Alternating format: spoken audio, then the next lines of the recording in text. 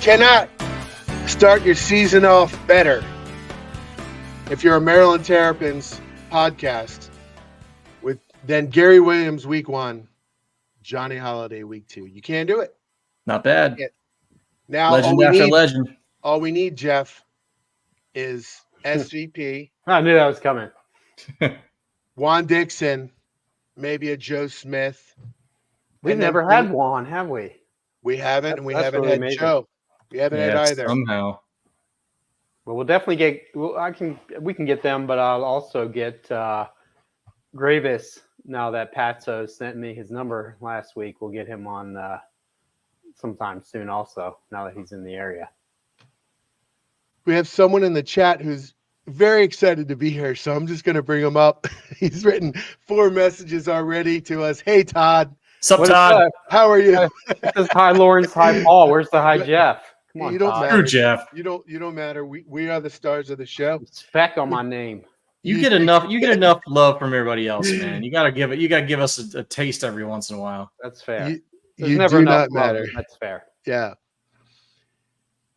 Well, what a difference a week makes, because a week ago we were lamenting the football team and the season they're having, and not super excited or not quite sure what to make of the basketball team. And then Mr. Queen arrives on Monday night, and the last time I kind of felt like this was Melo. I'll say Melo was kind of like this, like, hey, the program is resurrected. Let's go. I think that's the last time I was excited. I felt excited about Maryland, and then the Turgeon stuff happened and the first couple of Willard hasn't been. I really feel like this is the first time I've felt like excited about the program since Melo. Yeah. It's funny you say that. Yeah, it's funny you say that. I wrote this last week, but exactly 10 years ago, Turgeon entered his 4th year. Fans were either pissed off. Yeah, they were pissed off, or I see you're not paying any attention either. No, I'm not. Nobody's reading this stuff.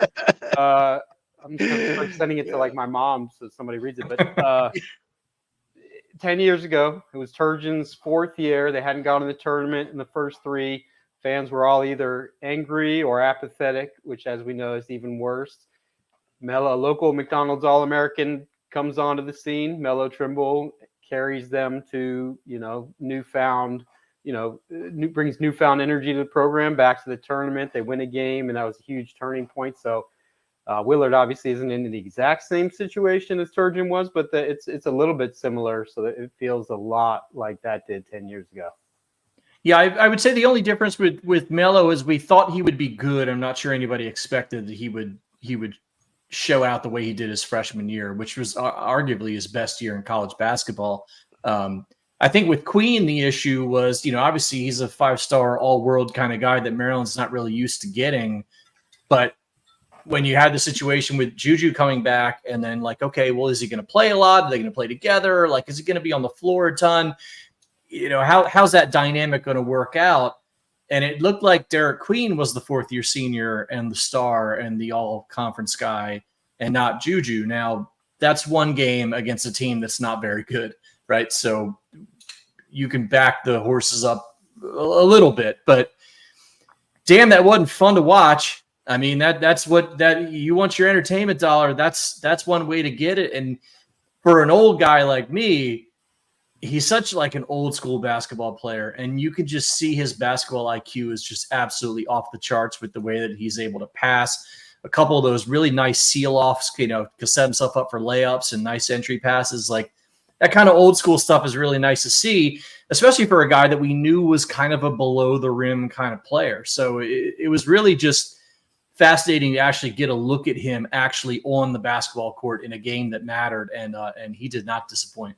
It reminded me of Diamond Stone's Big Ten. It wasn't his regular debut, but it was Big Ten debut when he scored. Penn State game? Yeah, 39 against Penn State, Maryland freshman record. I think we can safely declare that, Derik Queen is going to have a much better career than Diamond Stone. Not to, throw any shade at him, but that was very reminiscent of that.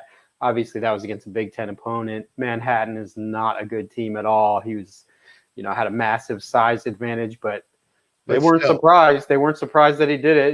That was what Willard said afterwards. This is what he does in practice every day. So And Naki said it too, right? Said when he saw practice, but it's always, the practice reports, the practice player, the practice We've player. got some pretty famous. Nick House one and done rumors. You mean? Is that what we're talking about here? Even DHS last year, there was some, some subtle hints that he was going to be good. What about Evan Smotrich when he had to sit out for a season and people were talking about in his transfers? Robert Carter Jr. was another practice superhero. He was pretty good. He was a pretty good player, to be fair. But we've definitely had some rumors get out of control. The Nick Faust, was another one that was hilarious. Here's the difference: none of those guys was McDonald's All-American Game MVP. So they had some good buzz going, but he's the authentic deal. Like he's legit. None of it's surprising. The question now is like, how do you get it to work with him and Juju together? Juju, I don't know what it was, whether it was first game side by side with Queen or whatever else. He looked like the guy playing his first college game, to be completely honest. He just looked totally out of rhythm. You can chalk that up as kind of a fluky first game of the year for him, but that's the thing. It's not fluky though, right? He has those. He gets inconsistent.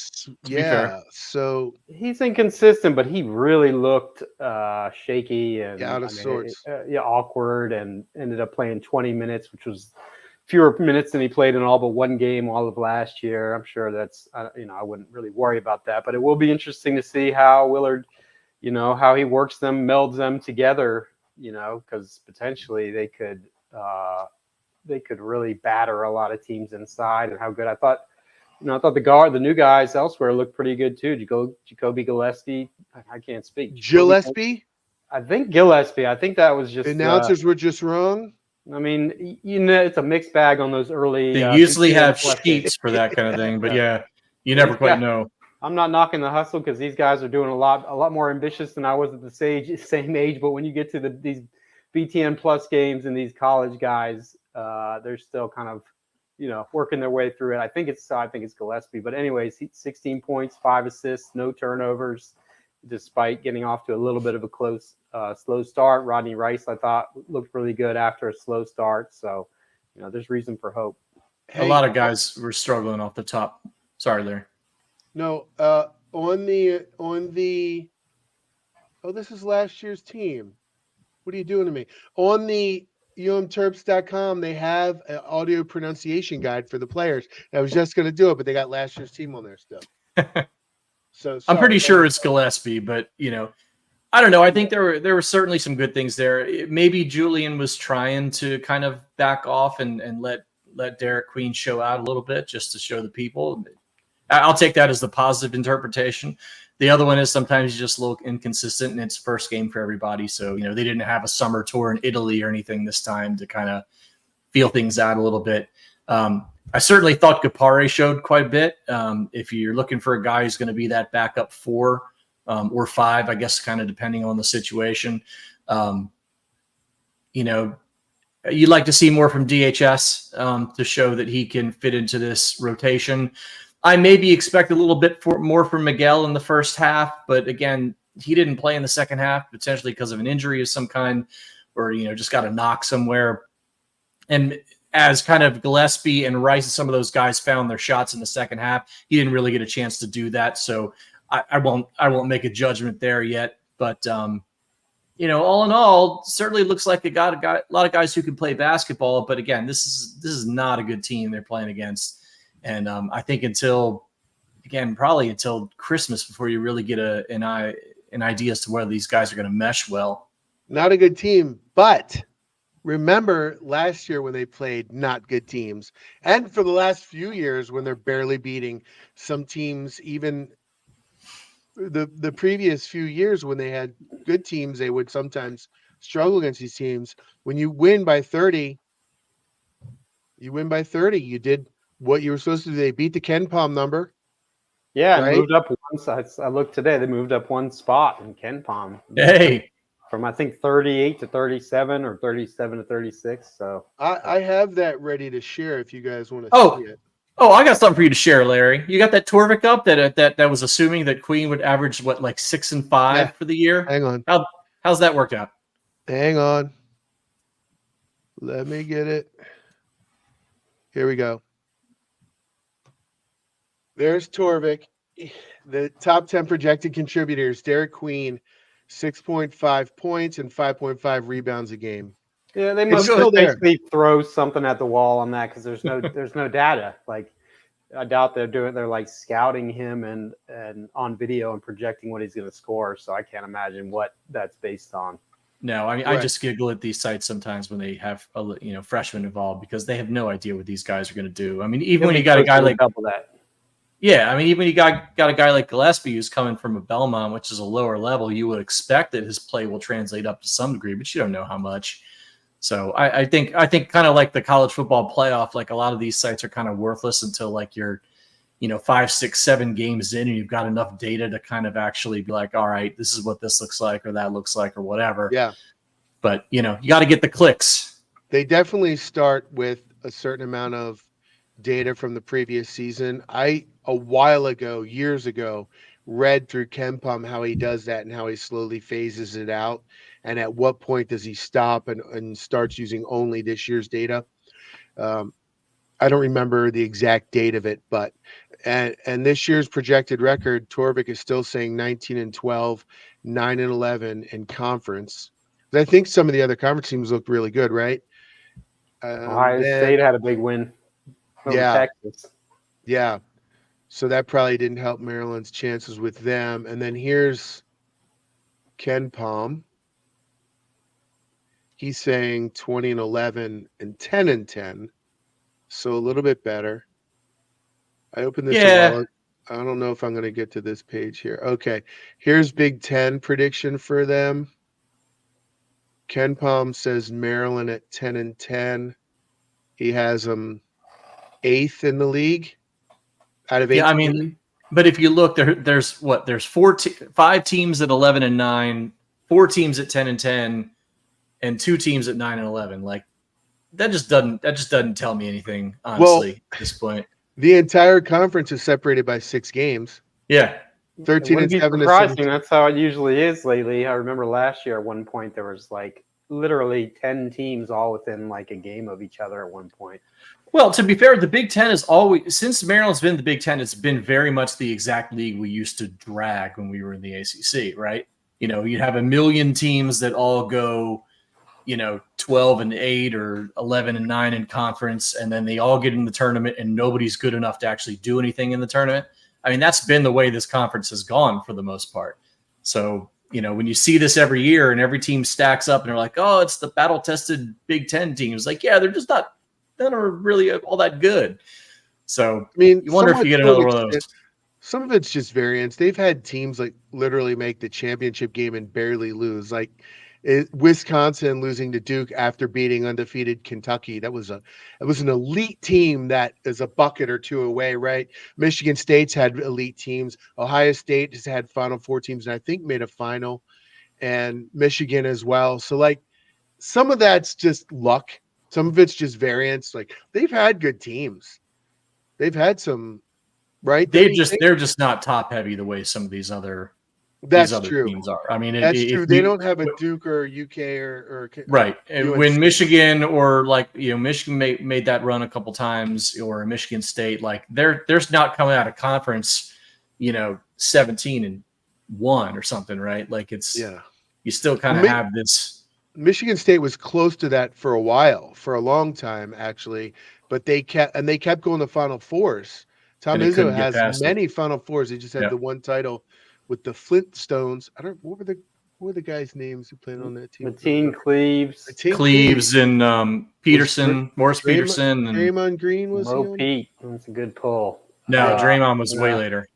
He was that team went to the Final Four. That was the one that beat Grievous in his year. Yeah. And beat Northern Iowa and some other donkey. Yeah, that's right. This was a few years later, but that was the closest the Big Ten's had. So yeah, they have when they have an elite team like Purdue last year. It's usually not fueled by Zach Edey was obviously an amazing college player, but he's a 7'9" or whatever the hell he was, big man, not like a number 1 overall pick stud kind of guy. Like Anthony Edwards or Cooper Flagg or something like that. Like the conference recruits well collectively, but it's not racking up. Although this year might be different. Different. Rutgers has those 2 5-stars, obviously. So there's some guys. Indiana has NIL money for years, so they're getting a lot of good guys. The Balu kid from Arizona should be a stud, but the conference desperately, even if they're not going to win a national title, which seems unlikely this year, looking at the teams, they really need to do some damage, get some teams to the Final Four, whatever else, because it's Groundhog Day at this point when it gets to March. I feel like Maryland's going to be better than 10-10 in conference. I do. After that, I think they're going to. I think they're going to be a more than solid tournament team. Like, I think 12-8. I was thinking about that yesterday, Larry. I think 12-8 is the point where people are where it's. If you go 12-8 with this team in a tough Big Ten, it's probably a pretty good, exciting regular season. Anything less than that, you're going to have your moments and your stretches of goodness. 10-10, it's going to be, a stressful deal. Anything less than that, the fans will be highly disappointed. So he's in the position of having to have an excellent season with a team that, is not completely rebuilt, but mostly rebuilt and unproven. But Gary said last week, no pressure. So, well, we can see the upcoming games this Friday. 2 days from now, we're recording on Wednesday the 6th. They'll be playing Mount St. Mary's, and hopefully will be another easy win next Monday, November 11th, against Florida A&M. Friday, November 15th. I think that's the game where we really find out, because they're playing Marquette, who Ken Palm has at 16th. And if they win that, then you're cooking. They got to win that. You got to win that to get, if you're going to get this season off to that turbocharged kind of start like Melo, that team did when Melo came in, to continue that parallel we made earlier. That's the one early opportunity to get that. And Villanova. Neutral court there, but and probably more of a Nova home game than this would be. Marquette at home feels like one. If you're going to have a decent season, you gotta win that. Yeah, it's got a little more sizzle to it, I feel like, than Villanova. But that's what happens when you have these kind of soft early season schedules without the big conference. I guess that'll end in a year or two when they go to Maui, so that's a good thing. But for now, it's still you don't have many opportunities to get those big scalps early on. Yeah, well, actually, this year's a bit weird because you've got those 2 conference games before the new year, which are both big games. You got Ohio State at home, and I think you go to Purdue. So Maryland's going to have 4 chances to beat pretty good teams, and you'd like to at least split those if you kind of want to do something this year. But again, it comes down to the fact that you've got so many new guys on this roster. You play Marquette in a week. It's game 3. You had no exhibitions, really, a couple secret scrimmages, but like these guys, I mean, it's almost playground ball, because you just don't have a lot of experience with these guys on the court together, and you don't really know what you can make of them yet. So it kind of sucks a little bit. When you talk about the things that suck about the NIL era, it's this idea that you've got all these new guys coming to these teams every single year. And I imagine the product will suffer a little bit for that, if not the results. Like, we'll have to see how that works out for Maryland this year. But I can't imagine you're going to see a lot of really great basketball games in November and December. You know what I mean? Maybe that's what happened in the first half. And then they say, okay. They kind of figured it out and started clicking in the second half. Hey, this is the first real game they're playing, and so maybe that's why it kind of took them a minute. Yeah, that's what Willard said afterwards. He thought they were a little nervous first time out there together. All those things, which is totally valid. And Paul is 100% right. It does hurt the product when you look at all these teams. Very few of them have continuity, and the same guys who've been playing together for 3 or 4 years. So right off the bat, it's just smooth, fun to watch basketball. Now everybody's breaking in half of a new roster every year, which obviously hurts. But I don't want to get Larry on his NIL transfer portal spiel, so we better. It's not mine. I think there are quite a few people who have the same. Tons of people. Absolutely. Right. Again, I choose the third rail of it, where I'm very happy for the players and feel like it's destroying the game completely. And so I don't even know. I don't even know what to think about it. It is. I have a question for Johnny about that. When Johnny Holliday is going to be coming up in 9 minutes, just to remind you guys. But I have a question about that because he watches the players, and he has since 1979. Watched them grow up. He calls the games in football and basketball, and you used to be able to watch them grow with the team, and you become attached to them, and you root for them, and they feel like family. I used to say the difference between college sports and pro sports is that you root for the Ravens or the Commanders. You are a Terp. Like, that's the difference. And front of the jersey versus the back of the jersey, right? Yeah, they are Terps as well. And so you have this bond, and that's gone, totally gone. Very few players do you feel that with anymore because either they've transferred in late and you get a year or two with them, maybe, or they transfer out and you only get a year before they develop. And there's only a few players where you really get that. That's why the only way to overcome that with fans is just to be really good. If you're really good, if you bring in a bunch of free agents and big recruits and you're top 10, then they're not going to care. Otherwise, you're 100% right. That's the thing. There is a secondary side to it. Like, it is exciting. I wanted to see Selden Miguel and how he played. You know, I wanted to see if Rodney Rice could put it together, or if Gillespie's play could play up to this level, whether Gapari was just another one of those totally unskilled jumping jack guys. But, you know, being able to watch these early games does give you a chance to scout these new guys. Like, you've got a whole bunch of new freshmen, except they're actually guys who, you know, have track records in college basketball. So there are positives to that. I'm not just trying to totally, you know, old guy and yell at a cloud here, but like, it's just different. And I think that's what we're all just trying to get used to. Some of those new guys look good. I thought Rodney Rice, I think he's going to be a lot better than people realize. Everybody's been sleeping on him because he's been out of the game for a while because of, you know, it not working out at Virginia Tech, some injuries, but he's a natural scorer. He's one of those guys, you know, even if he's not necessarily the best player on the floor, he's got that natural confidence where if the shot's open, he's just going to let it fly without thinking, or he's going to attack and slash. He's one of those just attacking guys who was just born to play basketball. So, you know, I had reported in the past few weeks that he was really coming on in practice, and Willard actually said after the game he's been their best player in practice lately. So if that's legit, if that's legit and he can keep that up, you know, that's huge, obviously, because he's probably the third most hyped of the guards that they brought in. But if there's a thing, he hit 3 3-pointers. Was he 3 for 5, something like that? The next game when he goes 1 for 5, then what? Then you're like, then you've got a 40% 3-point shooter, Larry, which would lead the team. So I know, but I'm saying, like, let's see that it's a small sample size. Oh yeah, it's a virtually non-existent sample size, but I do think he's going to be better than people realize. I think Jeff's right about one thing, especially too, because when you look at these guards, you don't have a lot of bucket getters. And he looks like a guy who's just like, okay, we're down to games close, give me the ball. You know, if you're not obviously having the bigs that Maryland has, that's going to be your first option, but you still got to have guards who can get a bucket when you need one. And he looks like the guy just with his attitude and his skill set. If he can score at all 3 levels, that's great. And it looked like Miguel was the type of guy you could do that too. His shot just wasn't falling. So need a little bit more data on some of these guys to really feel like not only are they able to play ball at this level, but how they kind of fit and what their roles are with the team kind of going forward. And Rice has always been, going back to high school at DeMatha, he's always been prized for his offense.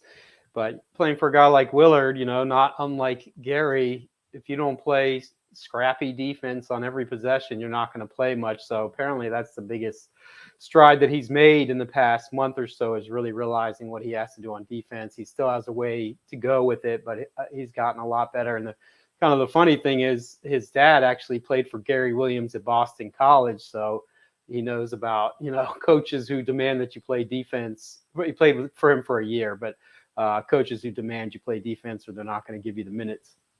Well, if you're going to talk about defense, Malachi Palmer, man, he was an absolute fiend out there on the court defensively. I mean, you could tell because he had the cool hair, so like he stuck out. But man, he was absolutely just all over any of those dudes that he was on. I mean, And if you're talking about roles, you've got a lot of guards and a lot of upperclassmen guards now with these transfers who are coming in are going to play a lot of those minutes at the guard. But man, if you can get a guy like Palmer, who's already like got an adult sized body and that kind of defensive attitude, when you need a stop or two at the end of the game, that's just such a huge thing to have on your bench.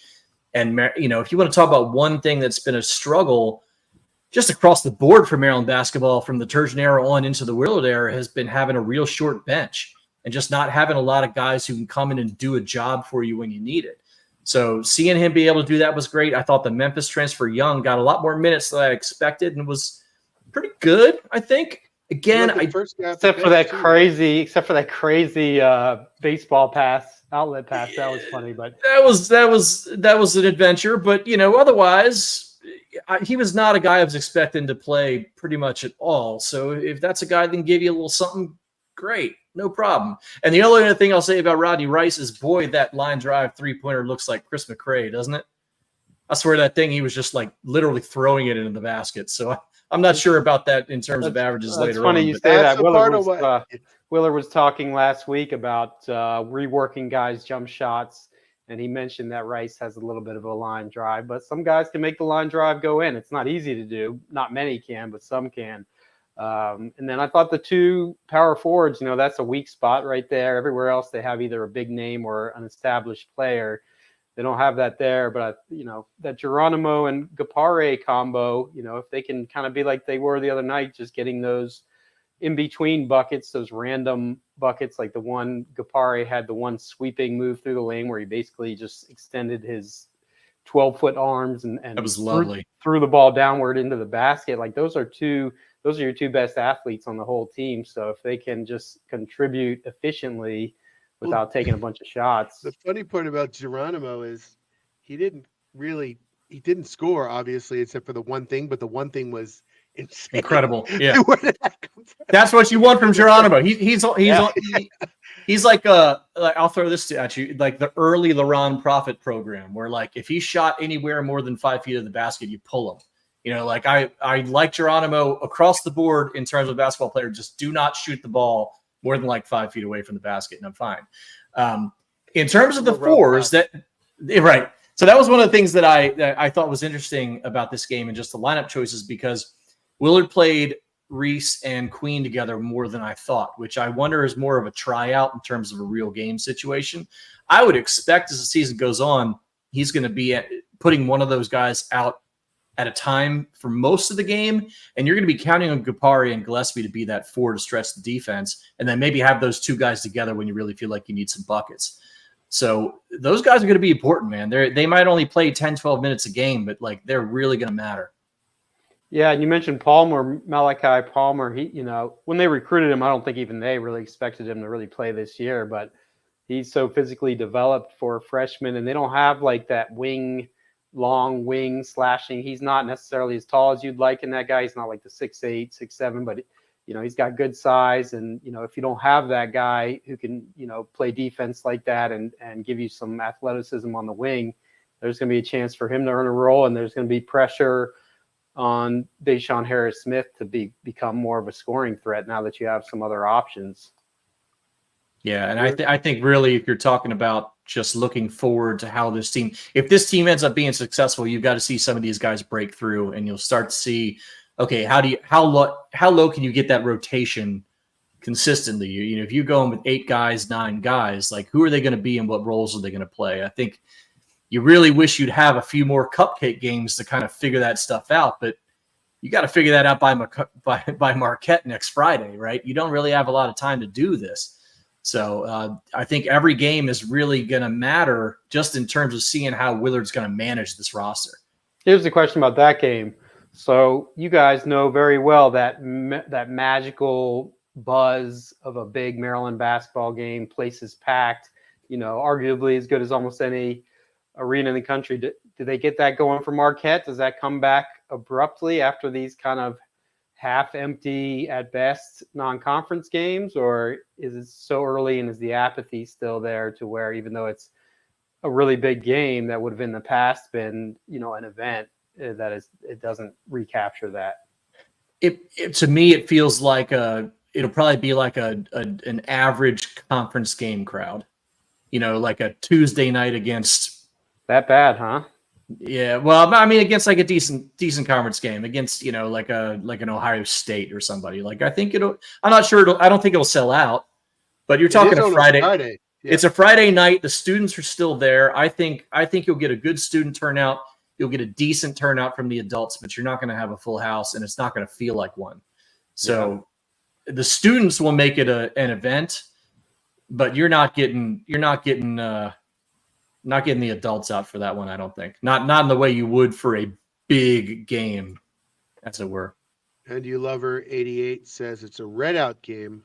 The students should show up for the T-shirts. So the students have showed up for football this year. I'm not worried about the students anymore. Yeah, the students are doing their job.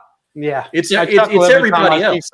Some crusty old, no offense to all the crusty old 60-year-old fans, but some 60-year-old guy bemoaning the students. I'm like, are you looking at the sections here? Because I feel like they're showing out better than the rest of the general admission.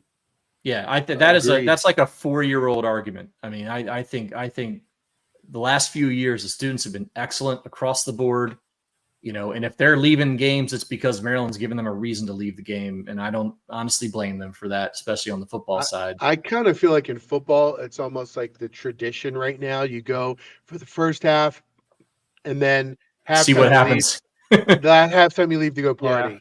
And football, the other thing is you have tailgating in the sun, girls, guys getting together, having a good time. Basketball doesn't offer that angle, so that's also a big part of the, the students coming out too. Yeah, more of a social vibe. That's completely fair. It's just basketball has a better. You might come to part of the reason you come to Maryland might be to be a part of the basketball program here, even though you haven't been frankly great in quite some time. Football, you're never getting that. Football has to be an event on its own. And I'll give Locksley credit that for the most part it has been, and the students have been taking advantage of that. But they're equal opportunity. So like if we're down 28 at halftime, they're out of here, and I don't blame them either because I might be out of there too. After they beat Oregon on Saturday, it's going to be a big game the rest of the way, though. That would be huge. We're number one, right? Number one. Yeah, we're waiting on Johnny Holliday right now. He's having a few tech issues, but he'll be with us soon. Okay. All right. While So we're waiting for him, do you want to get into recruiting a little bit, Jeff?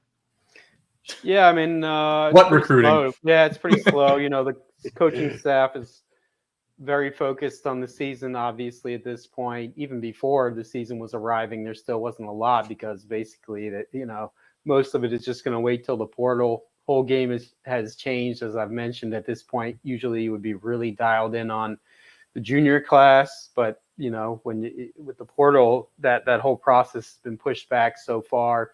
Chance Mallory's really the one guy, the one name bouncing around, the point guard who was Derik Queen's AAU teammate, who decommitted from Virginia after Tony Bennett retired. I've reported a bunch on him. He's still a guy to watch, but I'm definitely would not start like knitting my Chance Mallory jersey if anybody knits their own jerseys. Is that a thing? Who knits their own jerseys?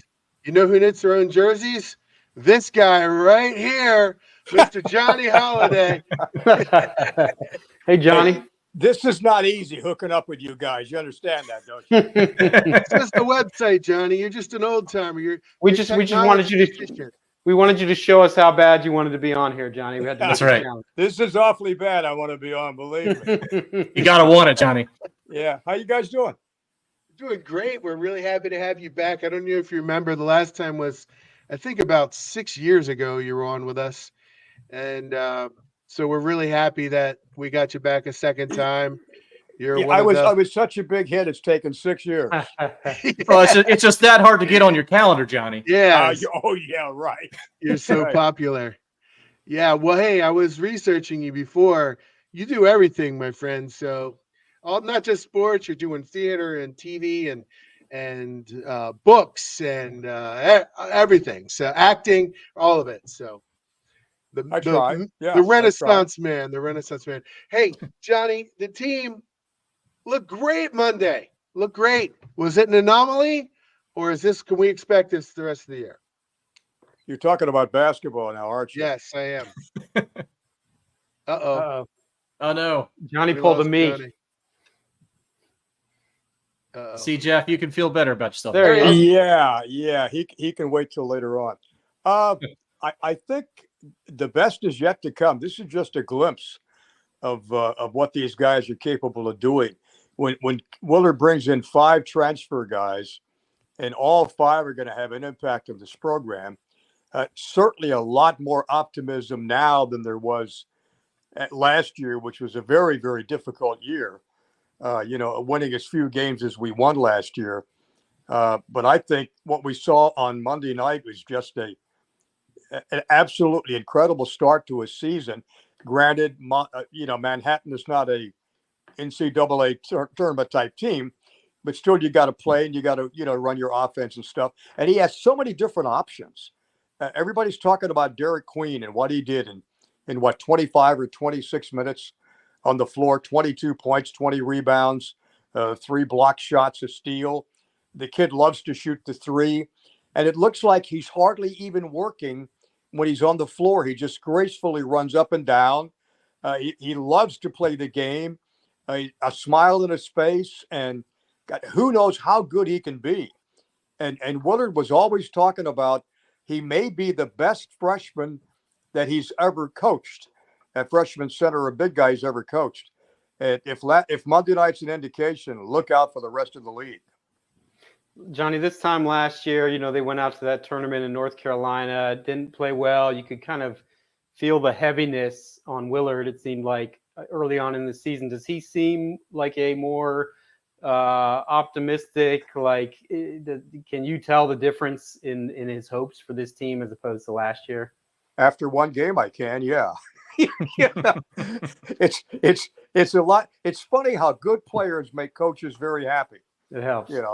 And I think he understands what he has, all the potential that he has, how deep he can go, how these guys can play multiple positions, how they can go big, they can go small, they can slow it down, they can run.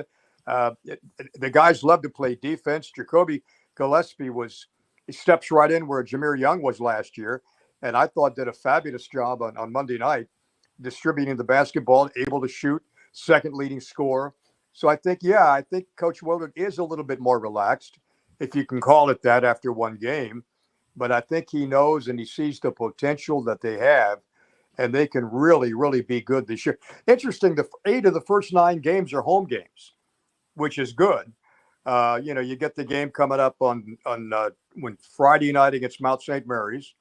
I'll be out in Oregon with a football team, so I'll miss that game. Then Monday night, Florida A&M. That should be 2 wins. Next Friday, Marquette. That'll be a heck of a ball game, a marquee game. And the rest of the games are home, except the one up in Newark, New Jersey, when we play Villanova. So I think the schedule really fits him very, very well.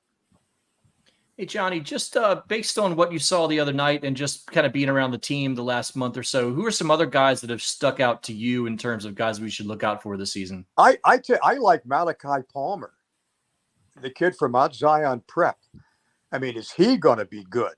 He showed flashes of that the other night. And I think the biggest problem, certainly the kid that transferred from Virginia Tech, Rodney Rice, is going to be outstanding. He didn't play last year because of an injury, but, he was DeMatha's leading scorer when he was in high school, and he's come back home again.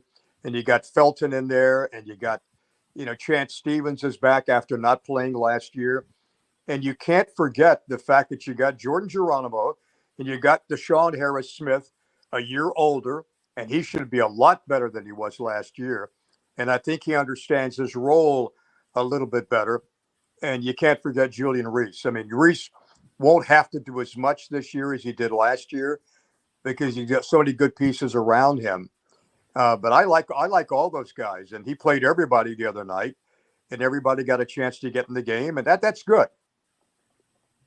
Johnny Holliday, the voice of the Terrapins. I did some research on the longest tenured broadcaster with any team, and the one that I found was Vin Scully with the Dodgers for 67 seasons. I think this is your 46th at Maryland now. Are you going to go for that record? No, No.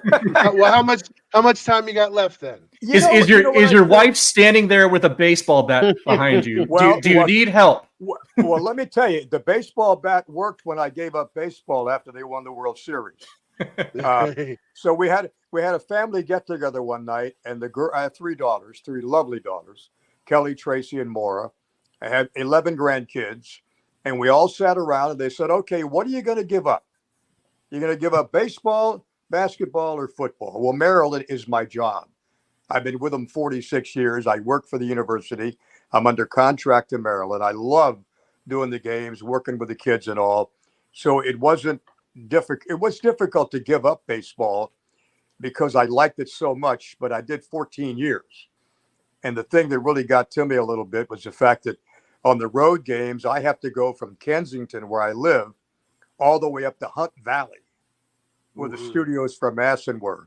You do that 82 times a year. I had to leave my house at 2:45 to be up there by 5:30. Because you don't know what you're going to get in the Beltway. Once you get to the Beltway, then you got to go to the Baltimore Beltway. And that took its toll after a while. So I gave up baseball. I will take this, as I told Damon Evans, the athletic director, who said to me, "You're here as long as you want to be here." Well, I don't want to wear out my welcome, believe me. I'll know when it's time to go. I loved it last year as much as I ever have. And I think I'll understand when it's time to walk away. But right now, I take it year by year. I would say another couple of years, maybe, possibly. You can't let Nocky out last year. You can't lose that. So he's got a long way to go. Yeah, he'll never catch me. Well, following up on that, Johnny, you look great. You sound really energetic. People think that this is, I'm sure they think this is a fairly easy job. Go watch the game, talk about it. But, all the preparation, all the late nights and all these other things Larry mentioned you're dabbling in. What's the secret to this energy that you've maintained all these years? Well, I think when you're doing something you like, it's not really work.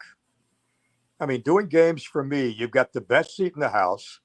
In basketball, you're right there in the floor. You're dealing with young people all the time. You're doing interviews. You're looking at your watch. You got to be here. You got to be doing that.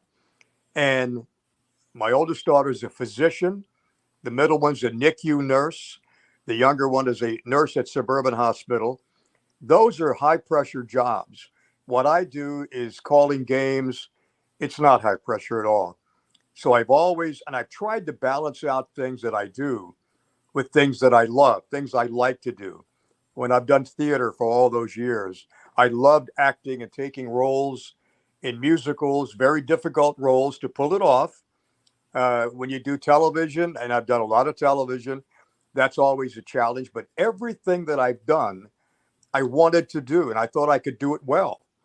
And I've been probably the luckiest guy in the world to be able to do sports, to do theater, to do network broadcasting, network announcing.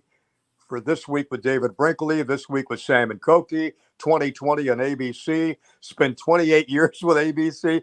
I've had a dream career over a matter of I started in 1956 when none of you guys were born. I guarantee you. Not quite. Not quite. You're right. My dad wasn't born yet, but I that's all right. Your dad wasn't born yet. 1957. I love it when people come up to me and say, "Hey, my mother really loved you." I said, "Oh, is your mother?" No, my mother passed away 7 years ago. You're gonna outlast us all, Johnny. But speaking of broadcasting with certain people, we've had the, I guess, honor of having Nocky and Suter on our program plenty of times. When Nocky got nominated to the DC Basketball Hall of Fame, did you just be like, psh, so you got one? I got like 14 over here. And then secondly, just what's it like working with those two guys? Well, I told Chris, I said, it's too bad you couldn't have got in when I got in 10 years ago. I said, what took you so long? Yeah. The interesting thing about football, I've had a lot of analysts in football. I think I've had 10 guys work football games with me, including Jerry Sandusky, who now does the Ravens games up there. Jerry did it with me for, I think, 2 or 3 years until his son at that time had some medical problems, and Jerry gave it up to be with his son. And he's one of the best that I ever had. We had Ken Brew from Channel 9, who did it for a year. The late Brig Owens, the former Redskin defensive back.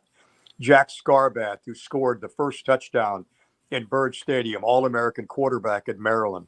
Tim Brandt, Tom Maddy, the former great Baltimore Colt guy. And we've had a lot of great analysts. When you put a former player in there like Steve Suter, and Lamont Jordan does the home games with us as well, I mean, you've got a guy that I called the games when he was playing. He wears Maryland on his sleeve. He knows more football than I will ever know. And he knows the ins and outs of what these guys are going through. So when he does an interview, he's talking to a player as a former player. And a lot of these guys on the Maryland football team have no idea who he is. And I'll say to them, you know who that guy was that just to talk to you? He says, no. I said, that guy's the all-time leading punt return and kickoff return guy in Maryland football history. And they go, he's not very big. I said, no, he's not. And he never called for a fair catch. Never. Nope. And he is so insightful and so good. And if Maryland is having a tough day and the score continues to mount, he becomes quiet. And I say to him, you have to keep talking. You still got to talk. Okay, keep going. Yeah. Don't leave it up to me to try to explain this thing. Yeah, I've seen him frustrated in the games. You can see his inner fan come out sometimes. Oh, absolutely. Absolutely. And then with Chris being a former coach at American University, being Gary Williams' first recruit at AU, he knows the X's and O's as much as anybody does. So I've had two guys that really add so much to the broadcast. And you throw in Walt Williams, who everybody loves at Maryland. Another and friend he brings a whole new perspective. He saved the program basically when Gary was the head basketball coach. And he could have gone somewhere else, and he stuck it out. They were on probation.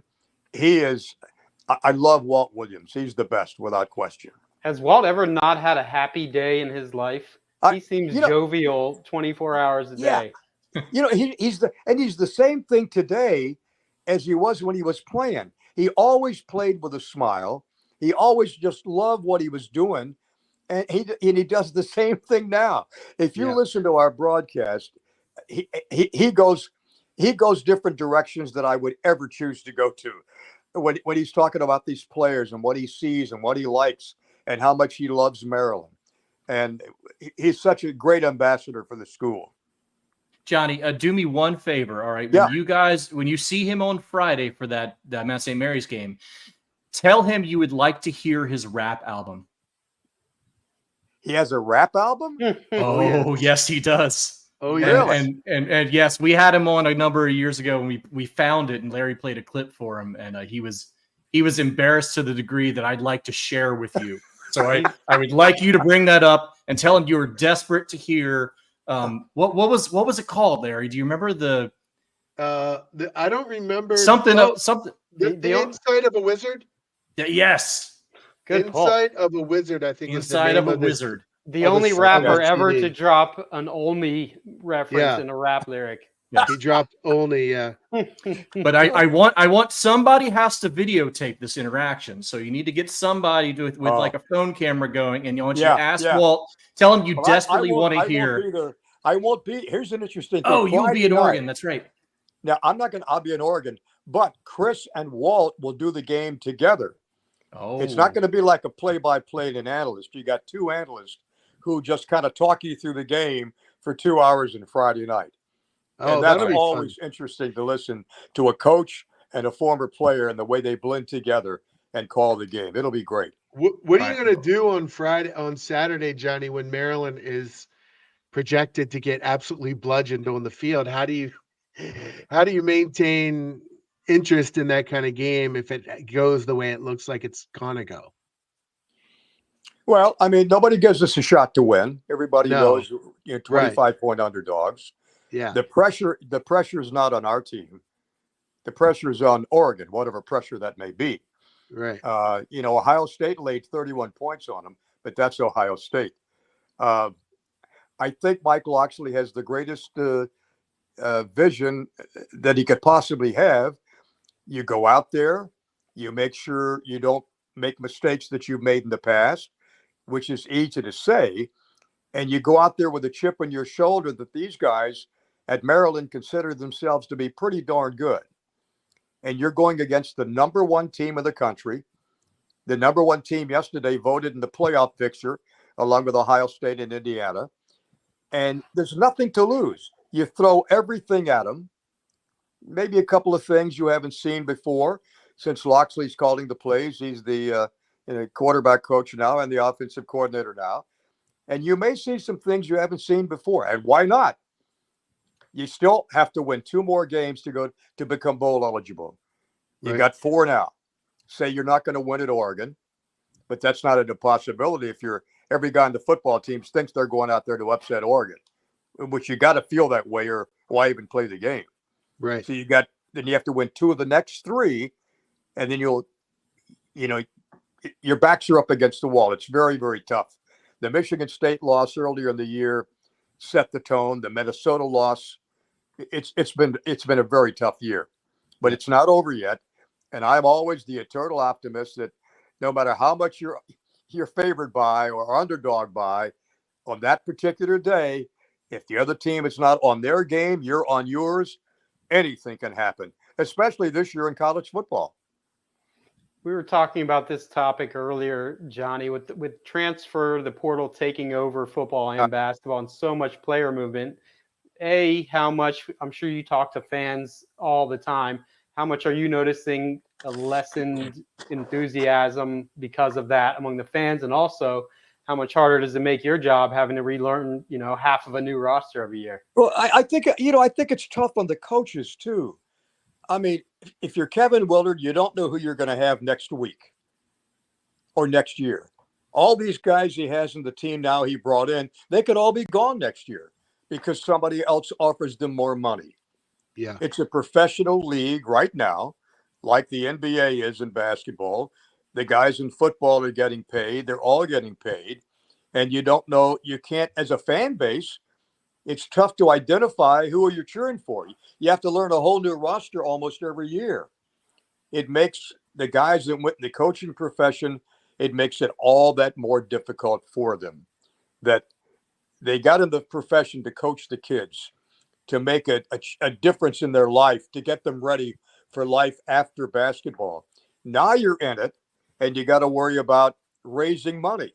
You're a fundraiser on the side, and the schools that have the most money, the biggest boosters, they're the ones that are going to pull away from the rest of the pack. I don't like it myself. I know Brenda Fries was talking about it last night in our radio show. She doesn't either. But either you adjust or get left in the dust. Simple as that. Yeah, I think the NCAA has got to step back and look at it before it goes totally out of control. And I think in at least on the basketball side, because of the NCAA tournament, the NCAA has a role it might not have on the football side. Exactly. And here's another thing. I mean, these kids getting all this money, they've never had this kind of money before in their life. What are they going to do with it? I hope they all have good financial advisors or good parents or good people overseeing how they're going to invest it or take it, and don't blow it in buying 5 Maseratis and 2 Mercedes and stuff like that. So it's caused a lot of hard feelings among all the coaches and the play and the boosters trying to raise the money over and over again. How many times can you call Barry Gossett, for example, and say, "Hey Barry, we need you to cough up like $3 million more for us"? It's very tough. But Maryland's got a great fan base, and they will keep up, hopefully, with the rest of the Joneses. All right, Johnny, before we let you go, we got to have your season prediction for the year for basketball. I say they're going to be in the top 5 in the Big Ten. Maybe the top 4 in the Big Ten. So that's tournament plus, right? They will go to the NCAA tournament again. Kevin Willard will once again win 20 games. And I think it's going to be a phenomenal season for men's basketball. Johnny, we end every interview with fill in the blank. I'm going to ask you 5 rapid fire questions. Say the first thing that comes to your mind, okay? Okay. Here we go. Number 1, Derik Queen is the best freshman at Maryland since? Joe Smith. Hey. Good answer. In the NCAA tournament, the Terps will make it to the round of? Elite Eight. Ooh, There you go. nice. Besides the national championship, the greatest moments you called for Terps football and basketball are? Comeback win over Miami in the Orange Bowl in 1984. Nice. That's Love a, it. good, that's a great at one halftime. right there. You can't. Yeah, that's good.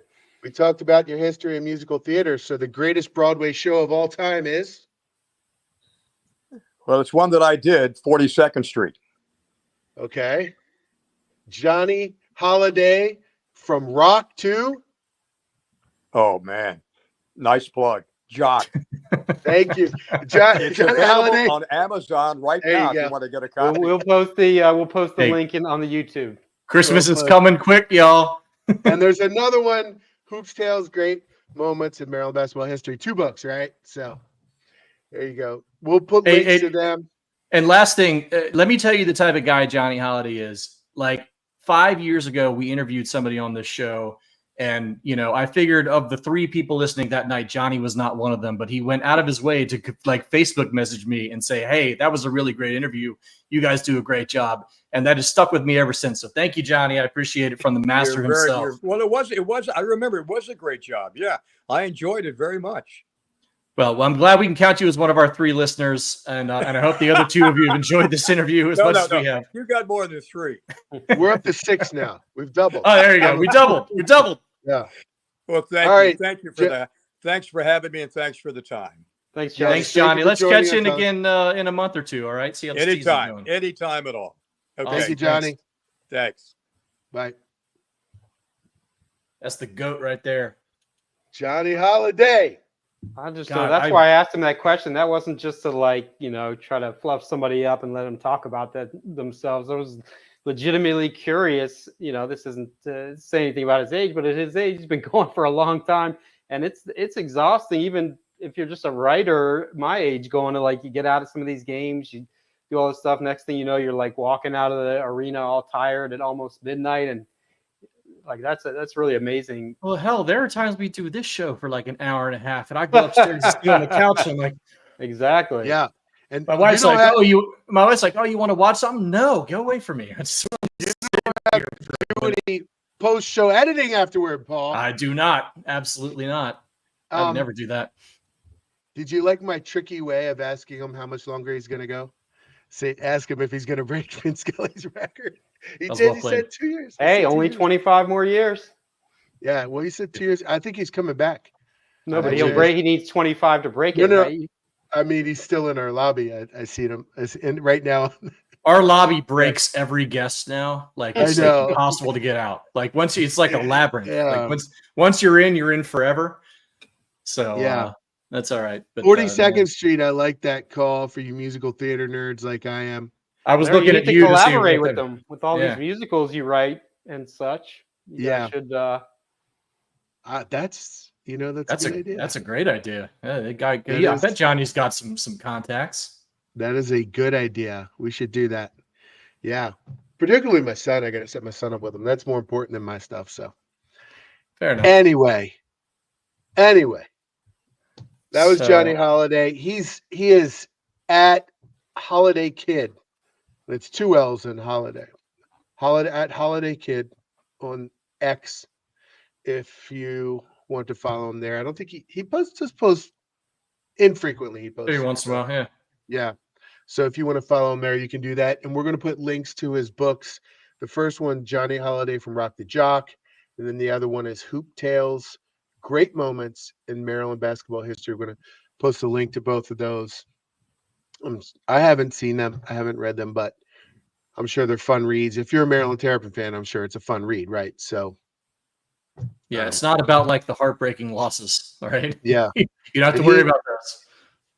I thought I was the eternal optimist. He's talking about winning at Oregon on Saturday. I guess he's got to because it's his gig.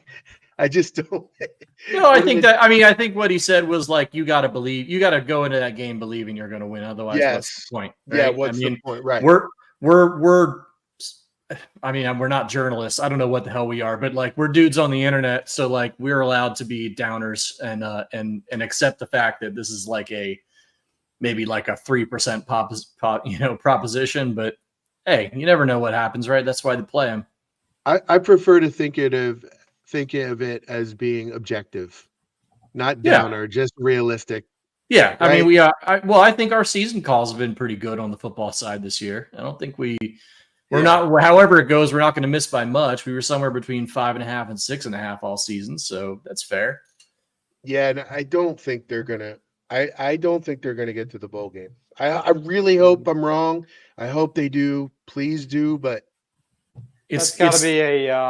I'd say that's a 3 or 4 to 1 proposition right now. I mean, not obviously Oregon and Penn State are both likely, losses. So these are playoff teams. Both of them on those the are road. losses. I mean, you're not winning those games most of the time. You're not winning those games, barring a miracle. And then Rutgers is obviously beatable. Iowa they haven't played very well against over the years. It is at home, but Big Ten West.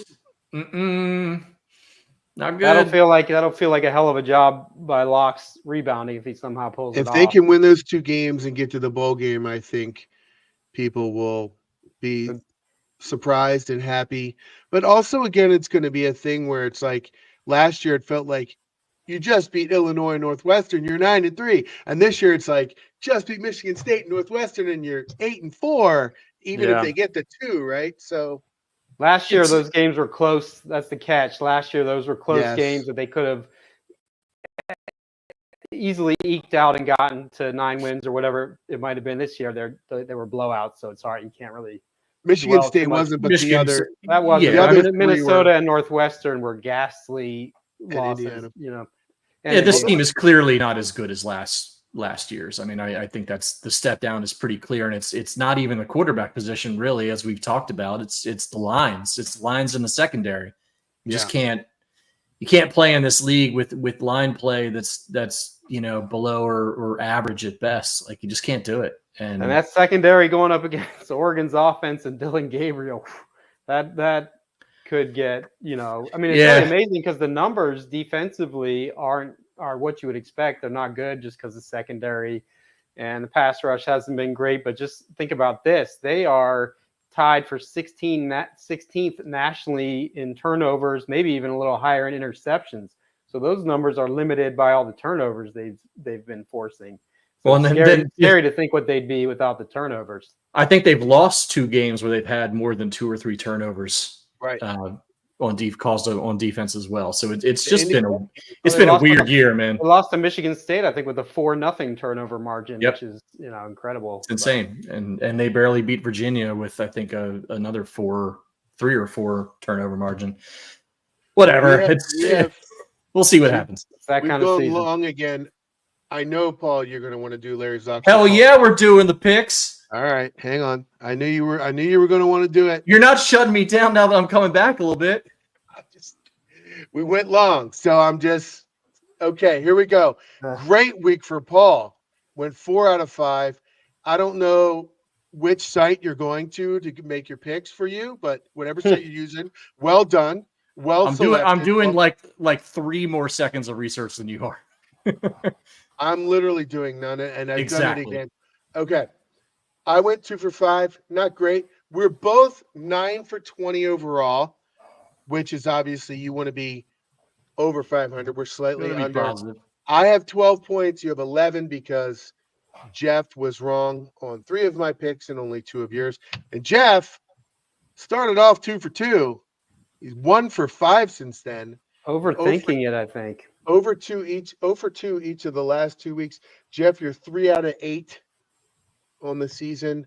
I have a 1-point lead over Paul right now, 12-11. We're both 9 for 20 in our picks. Let's go to DraftKings and let me get a spreadsheet up so I can record the picks. I have not looked again. We're both required to pick Maryland. That's our rule since Maryland is playing. So what is the point spread here? 25. I think. Well, let's see. We're using DraftKings. It's 25 on DraftKings. Is it? Yep. I don't see it, but there it is. It is 25. Okay. So Paul, go ahead. I always let you go first, but I'm going with Oregon. Oregon minus 25. Yeah, I I'm taking mean- those points.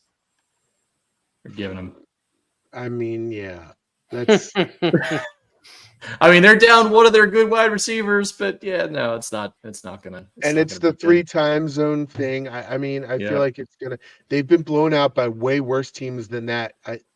I'm with you. I'm saying Oregon minus 25 too. I know it's boring for us to both pick the same thing, but It smells like it could be one of those weird ones where maybe they put up a fight longer than we suspect, but there's no way yeah. So, all right, go ahead. What is your next one? Let's see. Bama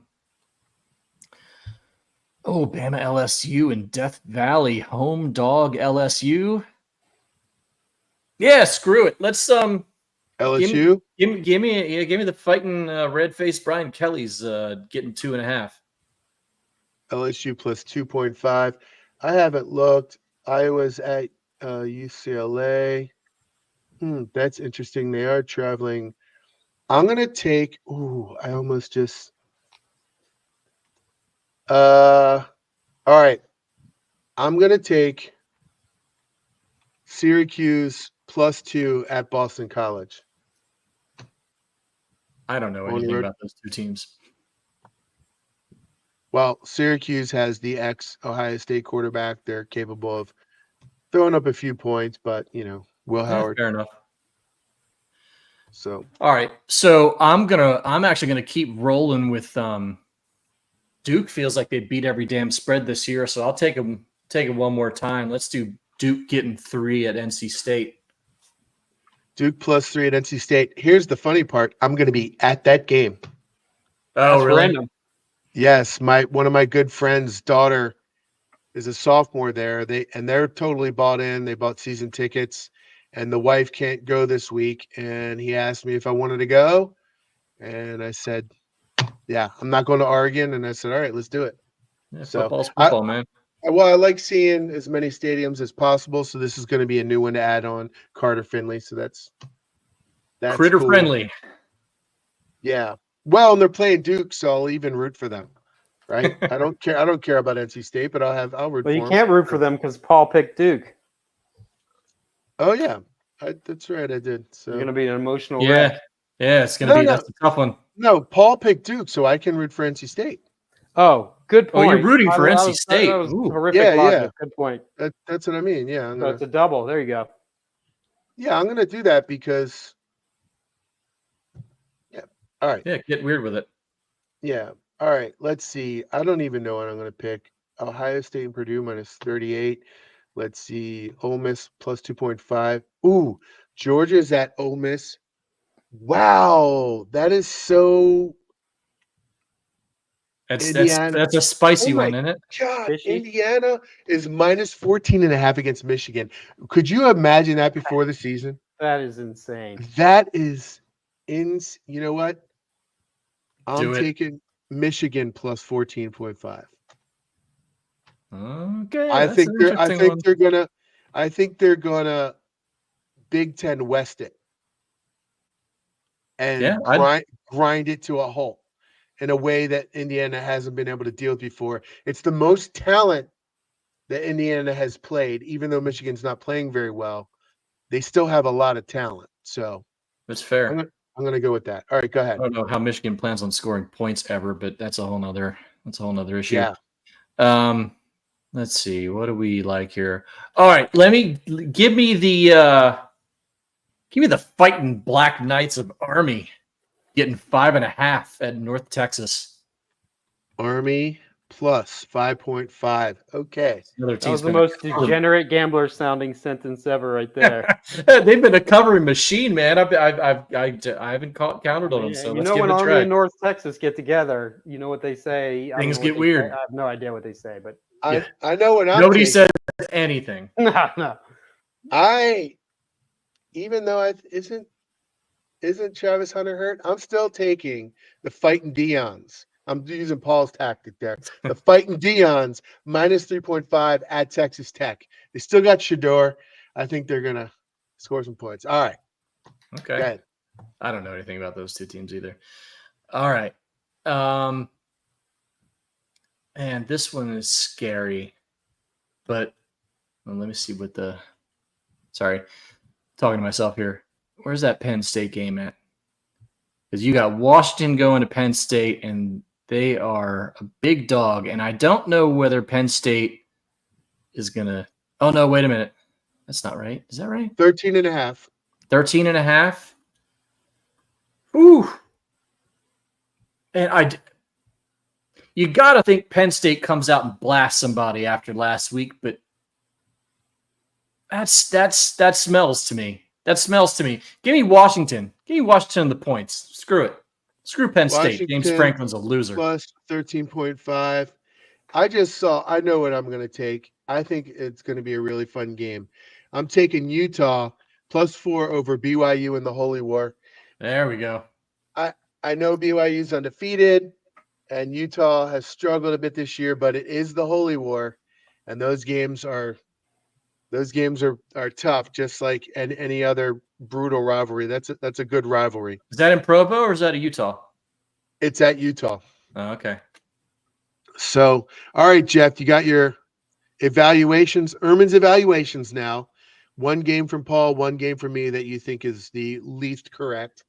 Yeah, I think I thought Paul was going to take Penn State, so I was going to go against him on that because I think they probably will have a hangover effect after that crushing loss where they were so close to seemingly finally getting that breakthrough win.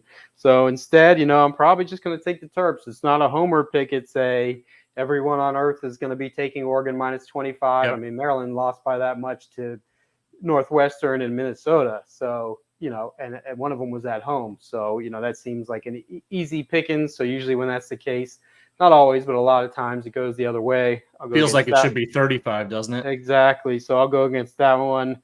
And then I have the same pick. So for Larry, I'm going to go against the Michigan pick. I think they're just not very good this year. Indiana's riding this dream season. A lot of people are going to see that line and say, 14.5 for Michigan against, Indiana, whatever, just based off name value. But Indiana could very well just boat race them because they're just having this incredible movie-like season. So those are my two picks. I have recorded the picks. I'm going to add them into our spreadsheet later. I do my best to, on Saturday, kind of try and keep up with it. And as the games are happening, I keep trying to update it. I'm doing it mostly for Paul's benefit so he can see the scores update because I think I've seen you in there checking it a few times. Yeah, I usually just pull it up on Saturday and leave it open so I can see what I'm actually rooting for, which is kind of a nice bonus. Yeah, well, this Saturday is going to be tougher for me because I'm going to be tailgating and experiencing Raleigh. So I'm going to be experiencing the NC State campus. Larry, you're getting ready to go to London pretty soon, but there's no cultural match there for Raleigh, I don't think. That's right. Lovely Raleigh. Raleigh this weekend, and then I'm going to London to visit my son over Thanksgiving. And over Christmas, we're doing a cruise. Going to the Caribbean. There you go. Leaving out of Fort Lauderdale, doing a little winter Christmas cruise. I'm on a boat.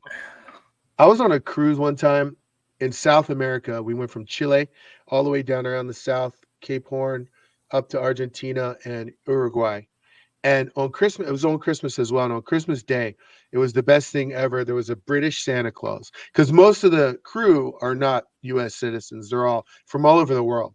Yeah. And there was a British Santa Claus, and there were 3 Latina elves, and there was a horn band playing like Bourbon Street jazz style Christmas carols. And I was like, this is so perfect. It's like the entire world like merged, melded together to do for this Christmas thing. It was so great. I loved it. That's the definition of eclectic right there. Yes, that was pretty cool. So I'm hoping for something similar this time. Anyway, okay. We have true or false for you guys to end the show. I'm going to read a statement. You have to say true or false and then expound upon it. Jeffrey, we'll start with you. Maryland basketball will not only make the tournament, they'll be the higher seed in the first round. Right now, it's definitely possible. I still got to go with false. There's nobody on earth out of the prognosticators who have them that high. Mostly they have them as 11 or 10 or bubble team or whatever, I think they could definitely be good, but I don't think we've seen enough to where you can bet on that quite yet. So I'll go false. Wrong. I hope so. Wrong. I hope so. I Okay. hope I am, Larry. Nobody hopes that more than Jeff does. All right, Paul. Maryland basketball will win at least 2 Big Ten tournaments in your lifetime. I'm asking you again because Derik Queen has infused new life into the program. Yes. False. Say it, Paul. False. No It's chance. true. No. It's wrong. It's not gonna happen. You're both Larry over really one. expected you to be like, now that I've seen Derik Queen against Manhattan's 6'4" center, Right. I do have to. I'm sold. You're both over 1. We're going to erase decades of Maryland history with, one performance. Jeff, Queen, Gillespie, and Rice, and Johnny Holliday did say Gillespie, hard G. Queen, Gillespie, and Rice stood out in game 1, but this year's team is going to have different people star in every game. I mean, that's generally going to be the case with any team, but as far as like more than the general dynamic, yeah, I would say that's true. I mean, Queen's still a freshman. He's not going to do this all the year. Juju's going to have his share of games, and I think Gillespie is, potentially, he's not Jameer Young, but he's potentially not a big fall off from him. There's more depth. So, yeah, I think it will be that is true, yes. DHS could have some games. Selt Miguel could have some games too, Exactly. No, there's guys. Kapare, right? He looked like a jumping jack out there. Hit a 3. He is. All right, Paul, the best starting lineup is Gillespie, Rice, Palmer, Queen, and Reese. I'm not ready to throw Palmer in there as a starter. I think you got 4 out of 5 there probably. I'm probably starting Miguel or perhaps Young at this point until they can get figured out. But yeah, and I would say false, but that's pretty close. I almost had Young instead of Palmer. I was waffling between the two to put there. I wanted to have one little or DHS, depending on how he's developing and figuring things out. I mean, you'd like to see more from him in these for next couple games. Jeff, Johnny Holliday is on the Mount Rushmore of Terrapin athletics. True, absolutely true. I mean, 45 years, like you said, he's one of the most tenured announcers ever. So going strong. Everybody knows him. Everybody loves him. So absolutely. As much as you can be for somebody who didn't play for one of the teams or coach. So who are the other 3? Gary? If I, say Gary, Juan. That other one's tough. Maybe Lefty. I mean, some people would say Len Bias. I know that one is complicated. Complicated, obviously. Very few people probably are going to choose anyone from the football side. Boomer? Yeah, maybe. Nobody on football quite won enough to really stand out. I mean, unless you're going back to like Jack Scarbath. And Jack Scarbath did, but Jim Tatum, right? Exactly. The football history just isn't there in terms of the superstar guys. Plus, most people just care more about basketball.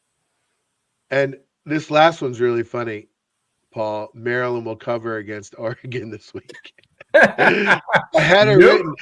I forgot that we had to pick it in the thing, so I realized that's a little. It's not going to happen. I'd like it to happen. I'd like them to give it a shot and keep our interest for a little while, but that's very unlikely. Yeah. All right. 2 weeks in a row, legends on the show. Interviews at long. Show went a little longer than normal, but hey. Legends. You got to let Gary go. I think we got what Harry Geller next week. We're doing NIL stuff next week. So if you're interested in that, as everyone should be at this point. Well, I also have on deck John Orand, and when you just said that, it made me think Orand and Geller may be in the same episode because they're both could be about business, sports finance. Yeah, like that might be cool. We have both of them on, and just have a double up. The IMS Radio Sports Business NIL special. Yeah. Smorgasbord. Yeah. Oh, what's up, Don Sheeler? Here we go. Oh, Don Sheeler said Randy White. Now, they're probably the best football player in the history of the program. His accolades. Then you heard if you watched the special I did with Ralph, Ralph talked about him, would not stop talking about him. And I'll give you a little teaser if you haven't watched it. Randy White punched Ralph in the face. That's one of the stories he told. Yeah, I'm telling you, the stories are crazy. It was when Ralph was an assistant, and he was a graduate assistant under Claiborne. Am I getting this right? Yeah, Jerry Claiborne probably. I might be mixing up some stuff here. You got to watch it. There were so many stories, but him and Randy got in an argument. Randy punched him in the face. Also, while we're talking about Jerry's, I meant to point out earlier, that was a different Jerry Sandusky that John was talking about earlier. That is the Baltimore sportscaster, not the other guy. One of the, I mean, I don't know how you don't switch to your middle name at some point, but either way, that was a different guy. Yeah, poor guy. The Baltimore sportscasters. I thought he might go with, like Jerry G. Sandusky or whatever his middle initial is. Like, like Michael B. Jordan had to do. I mean, that's a. Yeah, when people are like, go up to you, if that's you, and people come up to you and like, nice to meet you, I'm so and so. I'm just saying, nice to meet you too, buddy, and moving on. Yeah, I'm Bob. Yeah, exactly. Don Sheeler, who offered us Randy White, is recovering from a surgery. Hope you're doing better, Don. Shout out to the Godfather, the man. All right, I think that's it for this week. We had a great show. Back-to-back amazing guests. You can't beat it. You can't beat it. Johnny Holliday is great. That's the second time we've had him, and he says he's got 2 more years left, so that's cool. 2 more years. As many as he wants. And then it's going to be a mad scramble for that spot. There's going to be backroom wars going on trying to get that spot. They're probably going to have 2 different people. I bet you they have 2 different people. I bet you have a football guy, play-by-play, and a basketball player. I bet you. Steve Buckhands would be cool. There's a bunch of long-time DC, Baltimore area. What's Joe Beninati doing these days? Yeah. All right, guys. All right, sorry, we're just remembering guys now. Sorry. Yeah, now we're just remembering guys. All right, thank you everybody joining us. Do us a favor, hit like, give us a subscribe, do all those things, and join us next week. This is IMS Radio. Phil Chenier.